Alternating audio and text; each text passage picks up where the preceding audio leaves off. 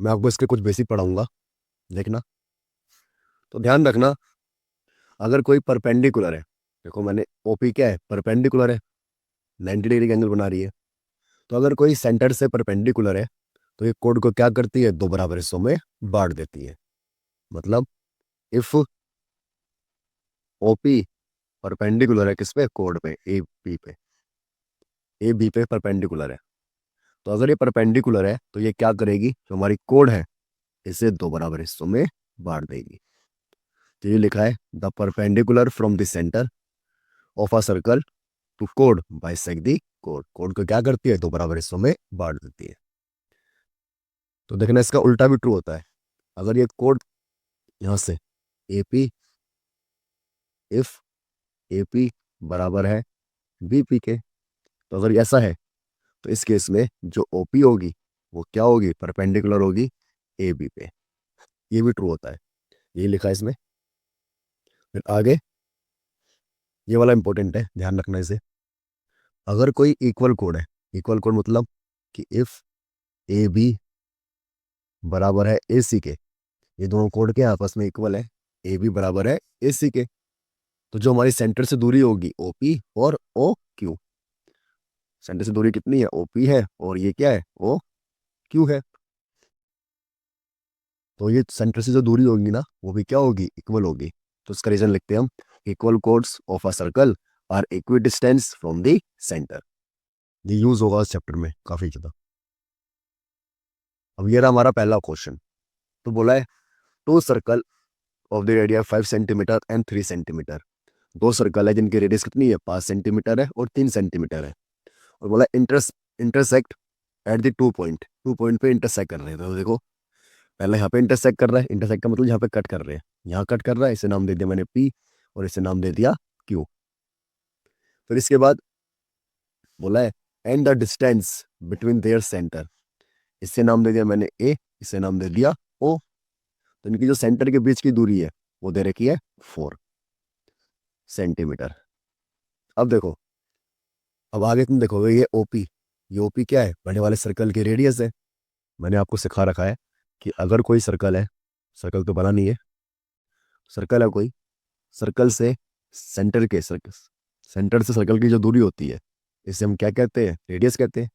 फिर वो चाहे इधर हो रेडियस, इधर हो, चाहे इधर हो, चाहे इधर हो, चाहे इधर हो, ये सारी क्या होती है, रेडियस होती है। और ये सभी क्या होती है, इक्वल होती है। तो देखो, ये ओपी आप देखोगे तो ओपी भी क्या है, रेडियस है। ये ओपी क्या है, रेडियस है। अब देखो यहाँ पे हम क्या करते हैं, सबसे पहले लिखते हैं गिवन क्या है हमें।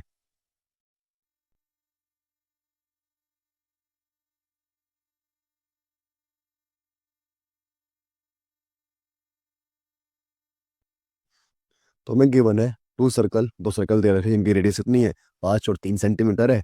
और सेंटर क्या लिया मैंने, ए बी नहीं लिए, ए और ओ लिए।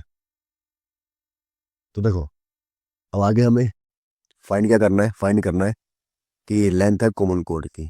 तो लिखेंगे हम, टू फाइंड कॉमन कोड क्या है हमारी, पी क्यू है।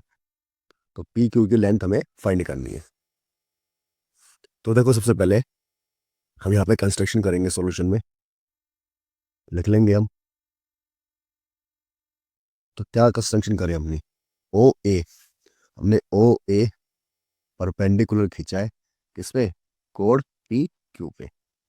अब जब हमने ये परपेंडिकुलर खींचा है, तो ये बात तो नेपाल का बच्चा भी जानता है। अब अभी भी पढ़ के आया मुझसे कि एपी, यहाँ से एपी बराबर होगा किसके, ए क्यू के। इसे नाम दे दिया मैंने इक्वेशन फर्स्ट। क्या रीजन है इसका,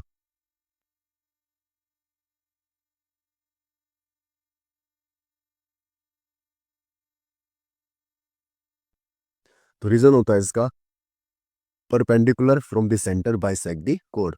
जो परपेंडिकुलर होती है सेंटर से, वो कोड को क्या करती है, बाइसेक्ट करती है। अब ये परपेंडिकुलर है यहाँ पे, तो मतलब ये 90 डिग्री का एंगल बना रहे होंगे।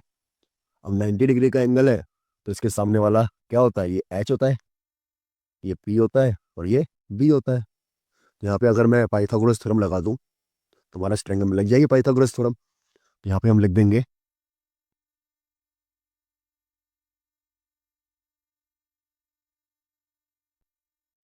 तो देखो हम क्या कर रहे हैं, जो हमारा ट्रायंगल है ओ ए पी, इसमें क्या लगा रहे हैं, पाइथागोरस थ्योरम। और पाइथागोरस थ्योरम होती है एच का स्क्वायर, पी का स्क्वायर और बी का स्क्वायर। तो यहाँ पे एच क्या है, एच है हमारा ओ पी, तो ओ पी का स्क्वायर। अब पी क्या है, पी है हमारा ए पी, तो ए पी का स्क्वायर।